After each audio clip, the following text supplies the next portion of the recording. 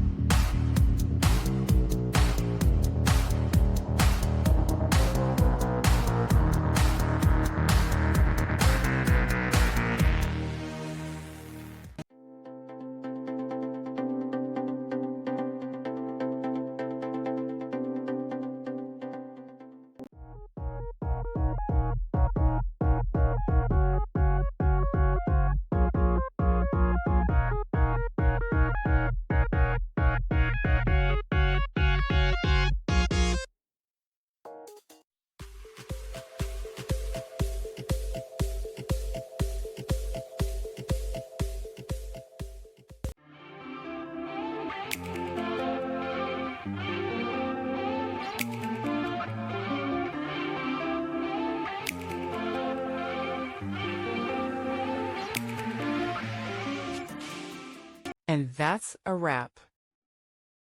I hope you found the answer you were looking for. If you did, take a second to hit that subscribe button. It really helps out. And let me know in the comments which solution worked best for you. See you next time in the debug zone.